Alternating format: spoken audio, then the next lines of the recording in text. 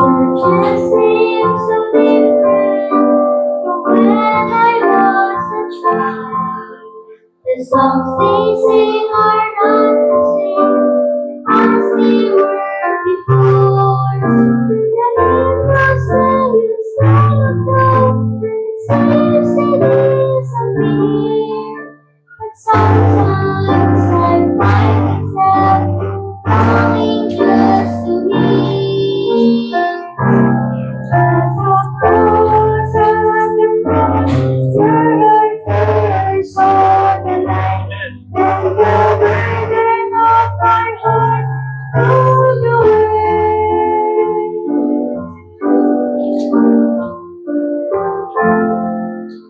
The songs song to heaven, worship and God's love.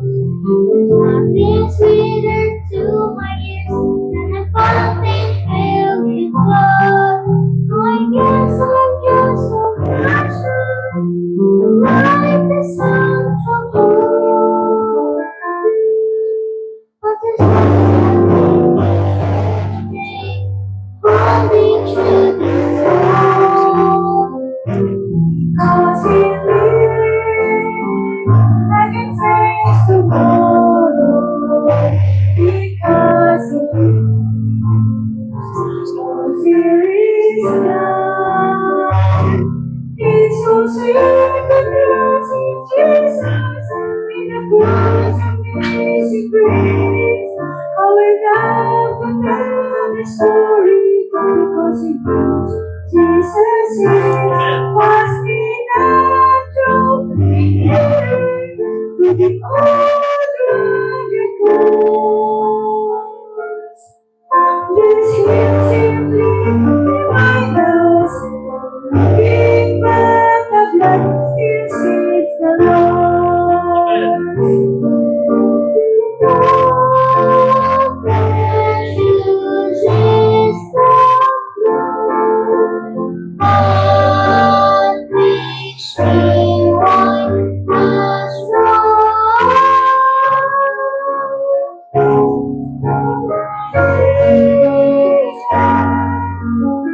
dear blessed Lord, thy precious living Son. Oh, the blood of Jesus. Oh, the blood of Jesus. Oh, the blood of Jesus.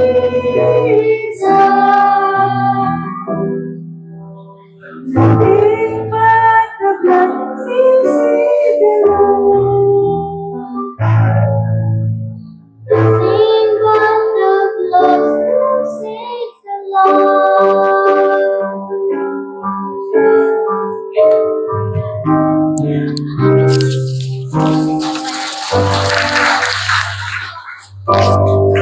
Amen. Wala pa rin makapaglilinis ng ating kasalanan at makapagliligtas ng mga makasalanan, kundi ang dugo pa rin ng Panginoon Jesus. Kung talagang gusto yung magkaroon ng pagbabago ating bayan, nang wala na nagrarally-rally mga reliyoso, na nagagamit lang din ng mga tao, kailangan yung mga nakaupo, Kristiyano. Yung ang mga Kristiyano, hindi pa nga makita ng pagpapatotooon, lalo kung hindi mga Kristiyano. Pero kung ang mga nakaupo sa ating gobyerno, mga mambabatas, talagang may takot sa Diyos, hindi nila magagawa magnakaw. So kailangan talaga natin mga may takot sa Diyos. Tumayo po tayo. Let's all stand please. 1 Samuel 17. 1 Samuel 17, basahin natin ang verse 20 hanggang 22. We must read the Bible very loud. 1 Samuel 17, 20 to 22. Okay, basahin natin ang sabay-sabay. Malakas, begin.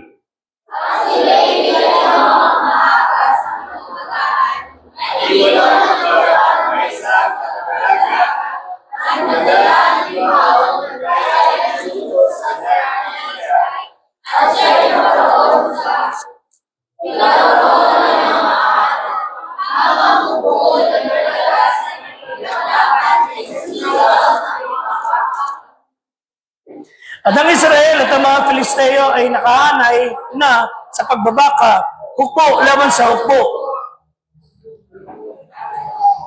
At iniwan ni David ang kanyang daladalahan sa kamay ng tagapag-ingat ng daladalahan at tumakbo sa hukbo at napuroon at bumati sa kanyang mga kapatid.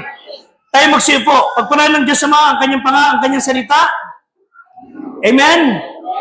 Sa pangalan ni Kristong Diyos na nagkatawang tao, fix your focus. Magkaroon tayo ng tamang pananaw, yung tamang paningin. Magkaroon tayo ng tamang tingin sa mga bagay. Bigyan ko ng example. Pagka kasi medyo lihis ang ating paningin, yung hindi ayos ang focus, hindi tama ang tingin mo, ito mangyayari. May isang tao, binibenta niya kanyang aso, halagang 100,000. Hunting dog. Mahal, sobrang mahal. So sabi nung nagbebenta, this is a good hunting dog. 100,000. Bakit siya magaling mag-hunting at napakamahal? Kakaiba siya talaga. So testingin natin. Pinuntahan niya siya ng isang buyer at punta siya sa kugbatan na medyo malapit sa sapa na malalim. So nagpakula siya ng ibon, binaril. At tinaman niya siya, hinagad ng aso. Hinabol. Hanggang sa yung ibon doon sa halos kalagitnaan ng sapa, pinunta ng aso, talagang tumakbo sa ibabaw ng malalim na sapa. At siyang pambabagsak, nakuha. At bumalik. Doon sa tao, sa ibabaw ng malalim na sapa, nakalakad at nakatakbo yung aso. Sabi ng tao na buyer, ang galing pa rin ng aso mo. Bibiling ko yan. Ipagmamayabang mo sa kapatid ko. Sa binili. Di ba sa mga araw, sabi nung nakabili, Kuya, ito, pakita ko sa'yo, ang galing ng aso ko. Napakagaling talaga itong hunting. Pinakawalan, nahabol yung ibon. Sige, tinakuha kung magaling talaga yan. Sinabi niya kuya niya. Sinubukan na rin, pakawalan na ibon. Hinabol. Tapos nakita ng kuya niya, sa ibabaw ng sapa, tumakbo yung aso, malalim yung sapa, at magulo, malakas ang agos, pero hindi siya lumubog, ha? Kinuha yung ibon at ibinalik sa kanya. No, kuya, bilib ka na sa nabili kong aso. Sabi ng kuya, lahat palang kwenta yung aso mo. Apakamalo ang kwenta. Ba't naman? Bumili ka ng aso, 100,000, hindi marunong lumangoy.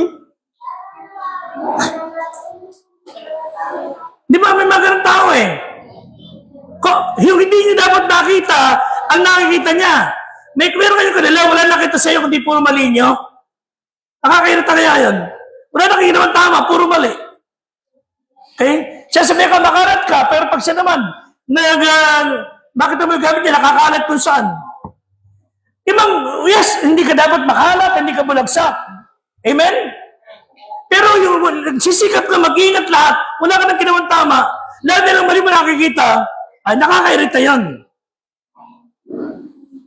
Sa Sakarian, 2 anak na lalaki ng hari. Sabi ng hari, testing ko itong mga anak ko kung tama pananaw sa buhay. Sabi niya sa isa, halika anak, I'll give you 6 months. Umikot ka sa buong Karian, humanap ka ng iba-ibang uri ng damo. Okay. Hanap siya. After a while, tinawag niya sa niya, anak, sige ka. Utusan kita kung pwede. Anak ka ng hari, makakaikot sa buong Karian. Umikot ka in 6 months. Ang hanapin mo naman, ang iba-ibang uri ng bulaklak. Okay, good. After a while, after 6 months, balik yung kuya, yung unang anak. At sabi, how do you find our kingdom? Naku, ama, amang hari, napansin ko, ito pa ng ating kaharian, punong-puno ng damo. Iba-ibang uring damo. Kaya ito, nakita ko. Ganun ba? Alis siya, pagtanong siyang anak niyang pangalawa. Napansin mo, after 6 months. Naku, mahal na hari, napansin ko, aking paglibot sa ating kaharian. Ang ating panang kaharian ay napakaganda, punong-puno ng bulaklak.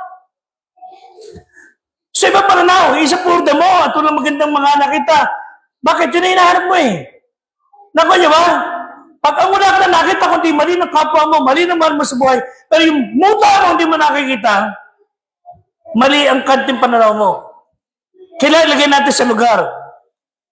And people try to see things in different perspective. Nakakalungkot sapagkat may mga tao Umaten sa isang church, kagaya sa atin, kung ba pananaw, inaya na yung kaanak niya. Hindi lang ako na sa church niyo. Ayoko matin. Bakit? Wala lang. Ayoko lang. Pero may mga tao rito, the same church, gusto umaten. Pwede nga na, dito tuloy. So may mga iba-iba silang pananaw. Ano kaiba? Anong bagay meron dito? Dahil sa ibang pananaw natin, doon minsan nakikita kung ano magiging dikta ng buhay mo. Kung ano magiging, pagka negatibo ka palagi, na wala kang, puro ka problema, konsumisyon, puro ka takot, puro nakikita mo yung mga negative, wala kang pagunlad, hindi ka asenso. Some folks are looking for the best. Some people are just looking for the worst. Some people are just waiting for you to fail. And some people are waiting for you to be developed, to succeed. So whether you like it or not, may mga tao, iba-iba talaga pananaw.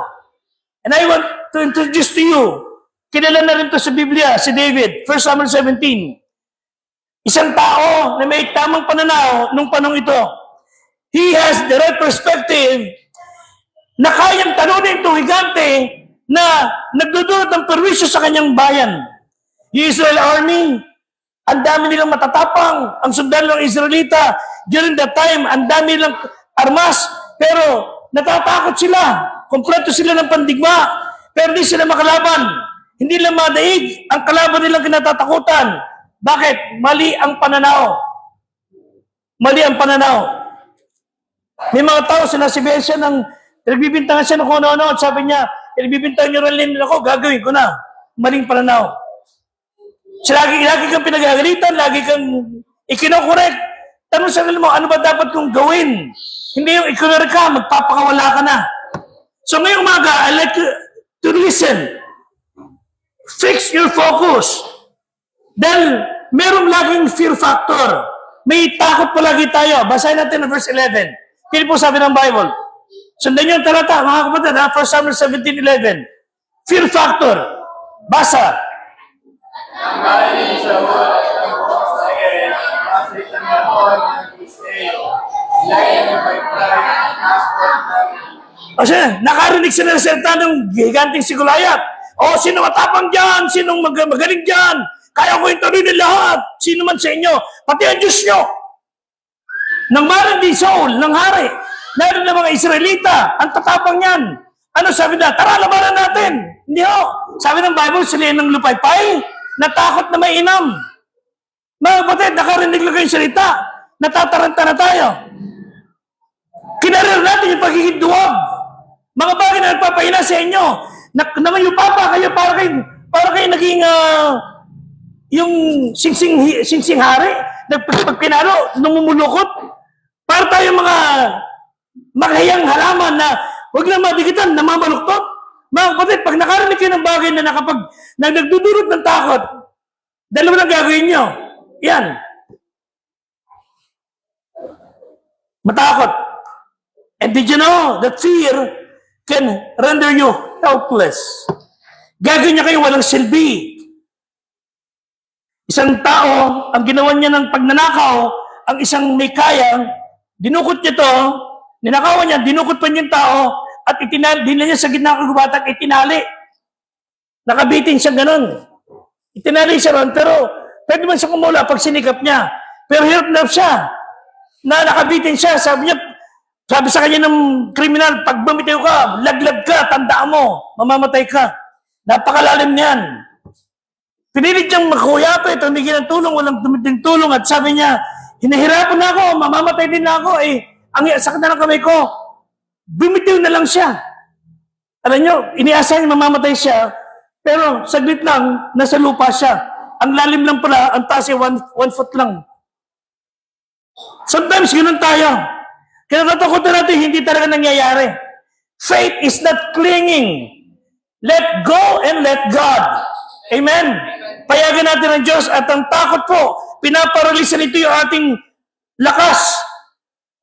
And people are gripped with fear. Lalo tayo nagiging helpless. Bigyan ko ngayon mga talata. Whenever you're afraid, ito yung sabi ng Bible. Psalm 27:1. Psalm 27:1. Ano sabi ng Bible? Basahin nyo. Psalm 27 verse 1, begin.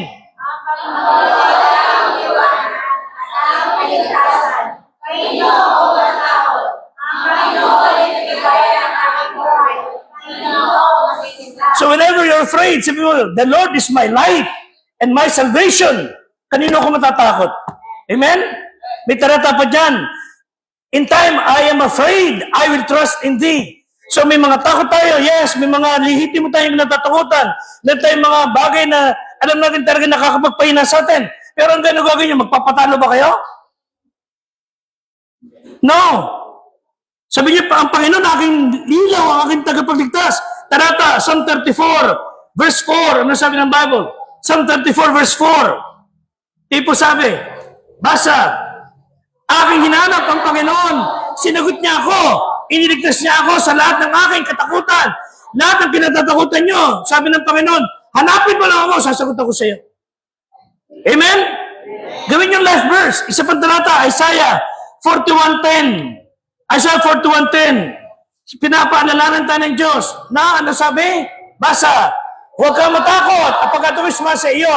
Huwag kang maglipaypay. Ako iyong Diyos. Palalakasin kita. Tutulungan kita. Aalayan ka ng kanang kamay ng aking katwiran. So bakit ka ba matatakot? Salita na ng Diyos yan. Whenever you're afraid, tandaan nyo, guhitan sa Bible yan. Tarata pa, 1 Peter 3. 1 Peter 3, 13 and 14. Okay, basa. Sino ang sa iyo ay aapi? Kung kayo'y mga mapagmalasakit sa mabuti. 14. Datapad kung mga bata kayo ng dahilan sa katwiran, mapapalad kayo. Huwag kayong mga takot sa kanilang pangtakot. Huwag kayong manggugulo. Ano pinatatakot nila sa inyo? Sabi ng Panginoon, huwag kang matakot.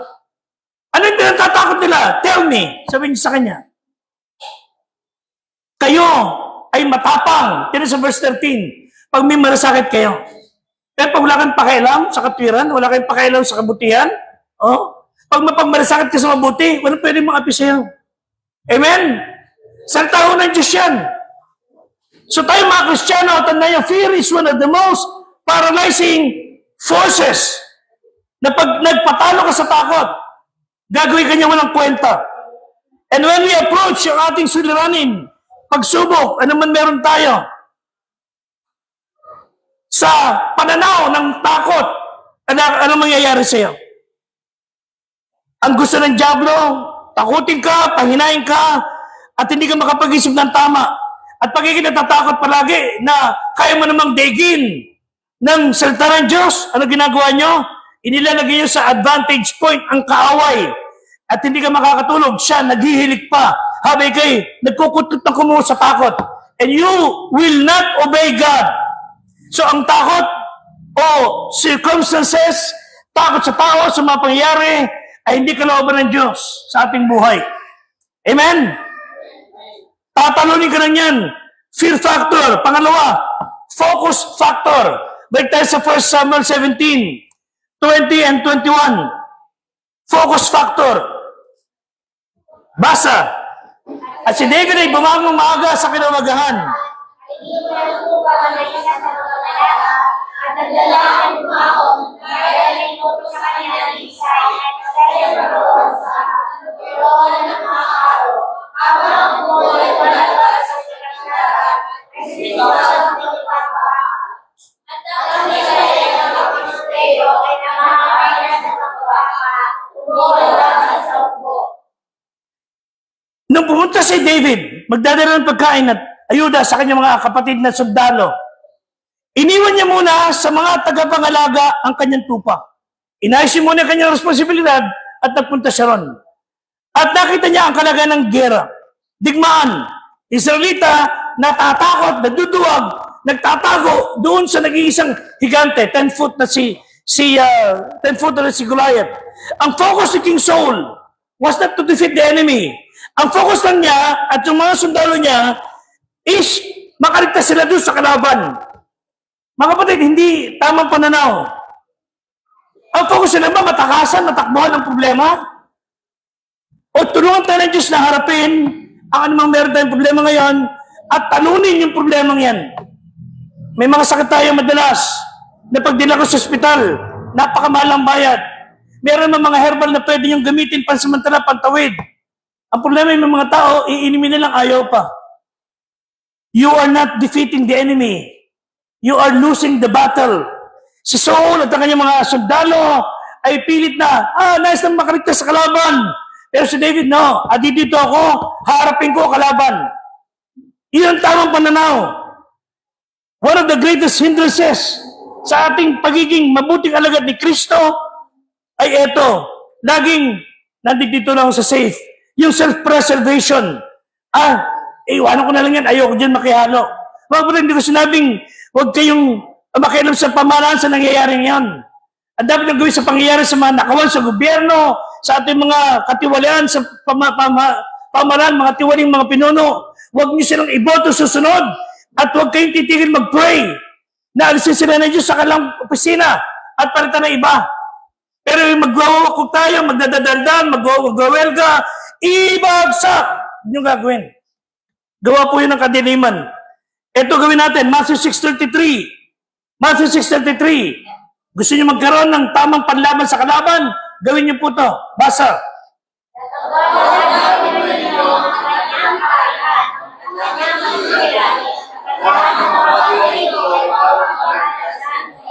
Hanapin muna ninyo ang tungkol sa Diyos. Yan ang paglaban sa kalaban. May problema kayo sa anak, sa asawa, kapatid. Kung yung makarelasyon, alam niyo, unahin niyo Diyos.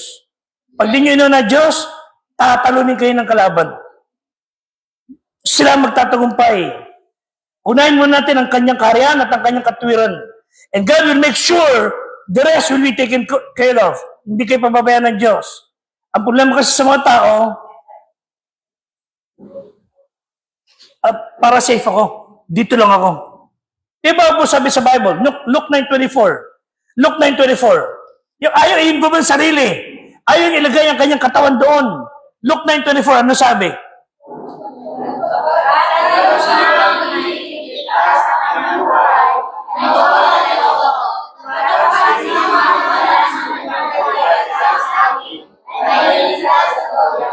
Yung bang lagi nasa safe side siya, ay, help na, baka madami ako dyan. May ganun eh. Hindi ko sabihin makialam kayo o ma-involve kayo na wala sa lugar. Kundi kung meron kayong pwede magawa para masolve ang problema, gawin nyo. Hindi yung, may problema, alis kayo. Wala kayong partisipasyon. May gawain at may problema, iiwanan nyo sila. No. Kailangan meron kayong partisipasyon. 12:25 ng John. John 12:25. John 12:25. Gusto makakaimal niyo sa buhay? Dalhin niyo sila sa Panginoon. Okay, basa. Ang may ibig sa kanyang buhay ay mawawala nito. Ano bukod sa kanyang buhay sa sanglibutan ito ay maiingatan niyaon. Ibig sabihin, ang buhay niyo na hindi pa sarili, makasarili, ay hindi niyo maiwawala. Pag ginamit niyo sa Panginoon yan, gagamitin ka ng Diyos. Balik tayo sa 1 Samuel 17. Tipo sa verse 26. Ano focus ni David? Ang focus niya ay sa Diyos. 1 Samuel 17:26. Tadi po sabi, basa. At nagsalita si David sa mga lalaking nakatayo sa siping niya. Sabi niya, ano ang gagawin sa lalaking makakapatay sa Filisteyong ito? At mag-aaring sa Israel na kadustang ito. Sapagkat sinong Filisteyong ito na hindi tuli na siya umahamon sa upo ng buhay ng Diyos? Sabi ni David sa mga kasamayang sundalo ako doon, sabi niya, ano mangyayari pag napatay itong supot na yan? Hindi tuloy. Hindi supot. Hinahamon niya ang buhay ng Diyos. Nakafocus sa Diyos, sabi niya. Ano gagawin pag napatay itong higanting ito? Hinahamon niya, Diyos, nilalapastangan niya. Mga kapatid, pagka tayo ay hindi nabuhay ng maayos sa Panginoon sa harap ng mga tao, lalapastanganin lang patotoo niyo. Pag di tayo natuto mag-akay ng kaluluwa at hindi tayo nag-akay ng mga akala sa Panginoon, hindi nag-share ng mabuting balita, lalapastanganin lang ang pananampalataya niyo. Remember the story I told you? Sabi ng isang babae, Kristyano siya, ando siya sa sayawan, kapiling ang kanyang, hindi naman niya asawa, kayakap niya ron. Sabi ng Diyos, kausapin mo yan sa akin. Sabi ng babae, ayo, nahahiya ako. Kausapin mo yan. So, finally, sumunod din siya. Sabi ng babae, habang nagsasayaw sila, nagiinuman doon, Christian ka ba? Sabi ng lalaki, ha? Kristyano? Makita ba ako rito kung Kristyano ako? Sa inyo? Naintindihan niyo ba yan? Paano natin makakaya mga tao? Paras tayo ng salita, paras tayo ng gawa, paras tayong wala sa church. Di ba? Sabi ni David, hindi pa pwede itong nilalapastangan niya ating Panginoon. Itong supot na ito. Ako lalaban dyan. Hindi niya pinababayaan ang kanyang Panginoon maalipusta. Alam niyo ngayong panahon na ito? Anong meron sa ating panahon ngayon? Pride Month. Ngayon, Pride Month. At ang nakalagay sa mga TV, mga kung saan-saan, color ng rainbow. Mga kapatid, color ng Diyos yun eh. Ang Diyos ang nagbigay ng Roy G. Biv, color ng rainbow, ginamit ng mga LGBT. Kine-claim nila yan, tulad isang loko-loko na kakulong ngayon na siya raw may-ari ng kaluluwa ng tao. Ngayon, buti na napahiya siya. They are proud of being lihis sa buhay ng katwiran. Mga kapatid, ang lalaki sa loob ng mga yan, mabuhay sa kasamaan. Abay, dapat tayo mabuhay sa katwiran. Patunayan yung Kristiyano kayo. At pag-aayon nila sa Diyos niyo, mga kapatid, ayawan niyo rin sila. Bakit? Babaguhin nila ang panampalataya natin. Ito mga hindi Kristiyano ito ay ginagamit ng kaaway. So sabi ni David, anong karapatan meron yung supot na yan na hinahamon ang hukbo ng Diyos? Nakafocus ka sa Panginoon. Ito ba masama nito? Tipo sa verse 28, habang naninindigan siya sa katwiran, habang maayos sa kanyang paninindigan para sa Panginoon, he is planning to do something for God. Ano sabi ng mga kapatid niya? Basa.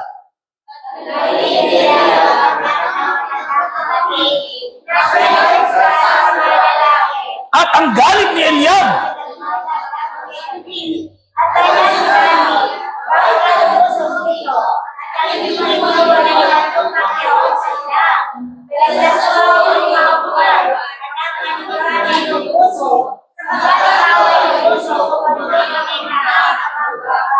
Okay, 29.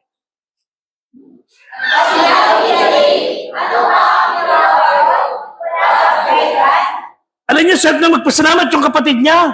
O, buti hindi dito ka, meron kanyang dagdag multiplying force dito. O salamat, maalala ka sa amin. Alam niyo, nagdala siya ng pagkain sa mga kapatid niya. Hindi sila pasalamat. Pinagbintangan pa niya kapatid niya. Siya, iniwan yung mga tupa. Baka kung saan sa pinag-iwanan. Sabi ng Bible, iniwan niya sa tagapag-alaga. Ang matinong tao, hindi ba sa iwanan isang bagay, iaayos siya lahat ng bagay. Iniwan niya sa tagapag-alaga. Nagdala siya ng pagkain para sa kanila. At nilapastangan siya ng kapatid niyang kuya niya. Si Eliab, nag-alab ang galit. Pinagbintangan pa siya, yabang mo. Tapunta ka pa rito. Paano? Lalabanan mo yan? Hindi naman yun ang dahilan ni David kaya siya naparoon. Nakita rin niya ang pangailangan. Kailangan niya may gawin. Kailangan niya yung tumulong sa sitwasyon. Etong mga kuya niya natatakot na nagtatago. Siya pa pinagbintangan. Sabi niya, may dahilan kaya ako nandito. Mga kapatid, may dahilan kaya kayo buhay pa. May dahilan kaya kayo nasa school, nasa elementary, nasa trabaho. May dahilan kaya tayo dinalaron. Merong dahilan para maging liwanag ni Kristo. Matthew 5:16. Ano sabi ng Bible? Matthew 5:16. Matthew 5:16. Ang gusto ng Diyos, eto. Maglimiwanag ng gayon. Alam may mga tao. Okay, basa. Liwanag ng gayon ay yung ilaw sa harap ng mga tao upang makita nila ang iyong mabubuting gawa.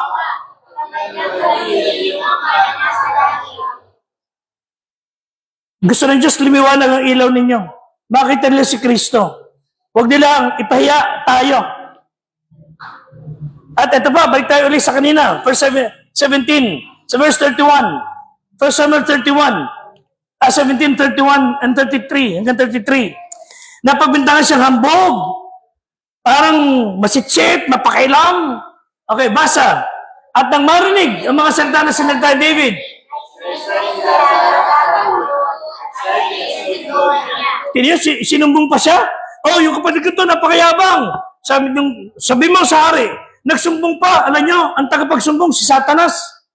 Si Satanas lagi sinusumbong, oy, si Conrad, oh, Lord. Conrad, oh, nakita mo yung gusto ng babae to. Oh, ito si Ray. Oh, nakita mo, may kausap siya. O, tinuwa Lord, Sabi ng Diyos, mas kahit patadyan kita dyan. Wala kong ginagawa ng mga yan. Ibig sabihin, Ang diablo tagapagsumbong. Lagi yung nagsusumbong ng mali. Laban sa iyo, sabi ng Diyos. Ang Diyos na mabuti nakaalam. Hindi niya kukonsintihin. Kaya tira niya, isinumbong siya. Pero tawag siya na hari. 32. Ano sabi po ng Bible? Nilait-lait pa rin siya. Basa.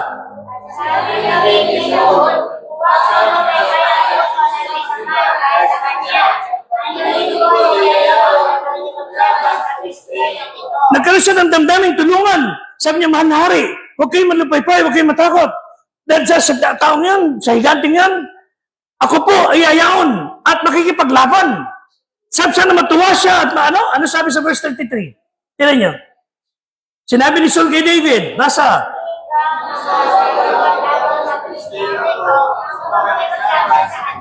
ikay bata.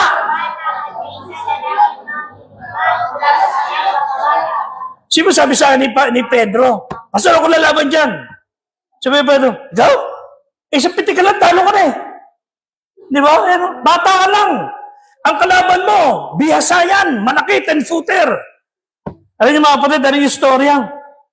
Sabi niya ako lalaban. Sige, lalaban ka, yabang mo. Tusot mo lahat, suit mo yan. Nagsuot siya ng bakal dito, kandadapa si... Sabi niya, bossing, hindi ko kaya to, mabigat.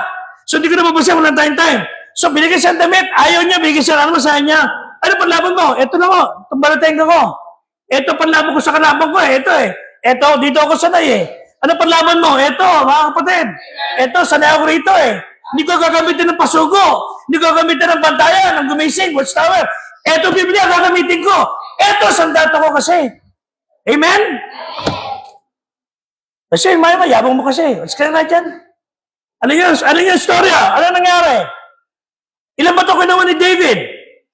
Kung sabi niya, ilan ba ito kinuha ni David? 5. Bakit 5? Baka magminti siya, hindi ho. Asentado si David. Bakit 5? Kasi 5 magkakapatid na higanti yun. Baka magtawag yung mama, umiyak na, baka magtawag, sige magtawag ka pa. Isa lang sapat na, inilagay niya yung bato. At he started sling. Ilabanan niya. Sinugod siya, yabang mo ha. Nasugod siya, tinira niya. Alam niyo, tama. Dito sa gitna-gitna na walang bakal. Tinamaan siya. Ano yung nangyari? Pasubsub siya. Di ba sabi nga sa inyo, may pastor sabi, dapat pag tinamaan, pabagsak, ano? Ang sinabi raw ng Espiritu Santo, sige, dapa ka na, talo ka na. Nagtulong pa. Sumubsub po. E di bagsak sa iglat, naging alala. Ano kinuha ni David? Kinuha niya yung tabak. Ang laking tabak. At tinawagan yung ulo. Tinagpas yung ulo niya. At inagad niya, ito ang mga pinagtatanggol niyo. Ha? Nagtakbuhan ng mga Palesteo. Para sa nakakit, parang kulay, suka sila lahat. Nang gilala sa buong sundalo ng mga Israelita. Yung hambog, yung bata, walang kakayahan. At walang anuman. Dahil kay Kristo, nagtagumpay siya. Hindi fear factor, naging focus siya. Ano sabi sa Jeremiah 32, verse 17? Kung sakali may mga imposible kayong kinakaharap, Jeremiah 32, 17, ano sabi ng Bible? Basa.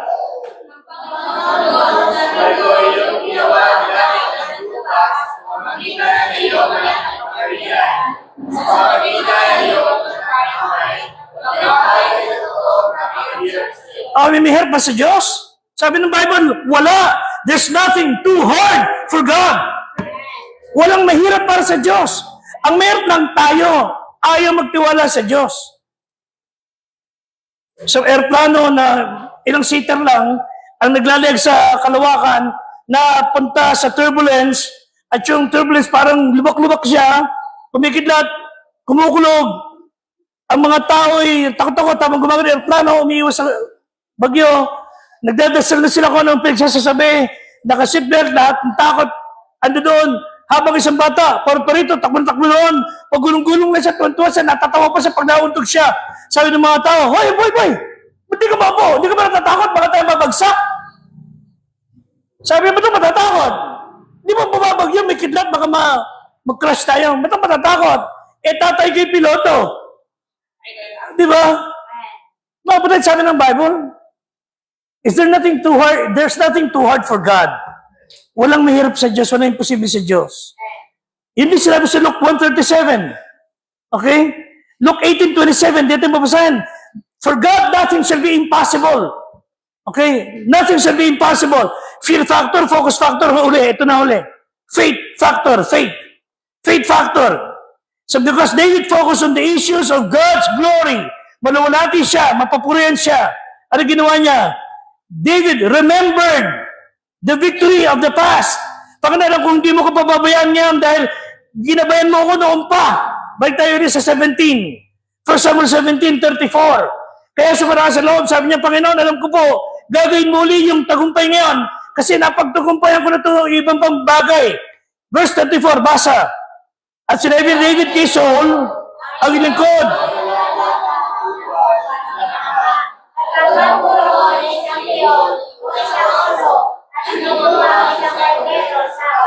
Okay, next.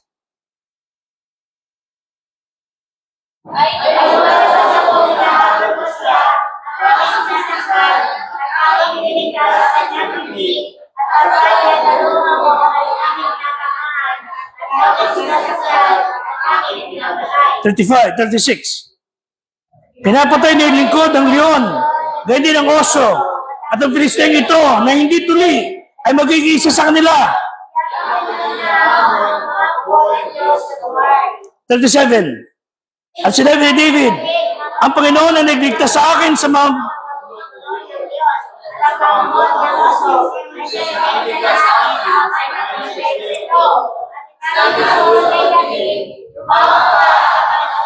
Amen. Amen. Sabi ni David, Lord, I remember, you've been with me sa aking mga digmaan.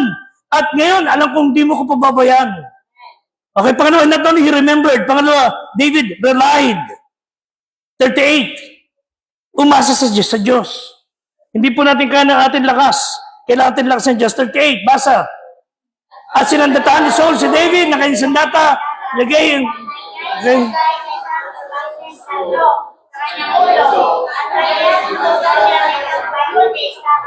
Okay, so yun ang sabi ko sa inyo kanina, binigyan tayo sa mga gamit, hindi kasya, hindi kaya. So sabi niya, ako na lang po, tsaka itong aking slingshot. So meron siyang courage. God gave him the courage and God gave him the confidence. So in short, to make the long story short, napagtagumpay niya ang kalaban. Napatay niya. Pinugutan niya ang ulo si Goliath. And he was confident na ang Diyos ibibigay sa tagumpay. And God did. Amen? When we fight our giant, when we face our takot, dalhin nyo para sa kaluwalhatian ng Diyos. Huwag nyo kakalimutan, do all for God's glory. 1 Corinthians 10:31. 1 Corinthians 10:31, Colossians 3:17. And when you fight your giant, your Goliath, Zechariah 4:6, it's not by might nor by power, but by my spirit, sabi ng Bible. So let me close with this. May mag-asawang may kaya. So having a right perspective, mag-asawang may kaya ang nag-drive sa mahabang karsada, kung ba't naman nag-break, naubusan ng gas, naubusan na. So kailangan na sila maghanap ng gas station. Doon sa lugar na yan, dati doon nakatira yung babae, may kaya siya, mayaman, at sabi niya, may gas station ako, alam dyan. Baka andyan pa yung kakalala ko. O tama, yun nga, parada siya. Habang naggagas, may lumabas yung may-ari. Simpleng-simple lang, mahirap pang para sa kanila. At sabi ng, Lucy? Is that you? Is that you, Lucy? Oh, ako si Lucy. John? Oh, nag-break sila. Ilan na ka nag-CR, yung asawa. Magka-eskwela para sila ng araw. Doon sa lugar niyon. Oh, dudut ka pa rin para sa ating mani. Di ba ano ako meron pupuntang negosyo. Tapos kung doon sila, kung doon masaya sila. Tapos may lumalabas siya asawa. Tapos sabi niya, honey, eto si John. Ka-eskwela ko siya nung nag-aaral kami dito na high school. Kinamayan siya, sabi ng mayaman. Never mind. So, kakilala ko pala asawa ko, kami ay magkaklase sa eskwela nung araw. So, ano ngayon? Sabi ng babae, ano ito yung kaklase ko, sasabi siya na kas ko ng araw. Nag-aaral namin yung laki. Bisa mo nga dyan, nagam mo ng gasya. Nainsulto siya. Pero hirap-hirap lang ito sa isip niya. Tapos lakad na sila. Hindi nagpaalam yung lalaki, sabi ng babae, alis kami dyan. Sige na, alis na. Tumatakbo sila, malayo na. Hindi kumikibi yung lalaki, drive siya. Natutuwa ng konti yung babae, sabi ng lalaki, kita mo na. Yun yung sinasabi mong boyfriend mo ng araw. Ha! Kung siya napakasama mo, gasoline station lang meron kayo. Kita mo ba? Ano siya? Tagalagi lang. Natahimik yung babae. Sabi ng lalaki sa kanya, ng babae, ano ka mo? Kung siya napakasama ko, ang asawa ko, gasoline station boy lang. Baka nakalimutan mo. Eto yan. Kung siya napakasama ko, siya nakapwesto sa upuan mo ngayon. Nakuha niya? Kung siya napakasama ko, siya nakaupo dyan yan, hindi ka. Baka ikaw nakalagay dun. Baka nakalimutan mo, ako mayaman, ikaw wala. Driver lang kita dati. Di ba? Maling pananaw. Sa maganda ng tamang pananaw. Kumampi kayo lagi sa Diyos.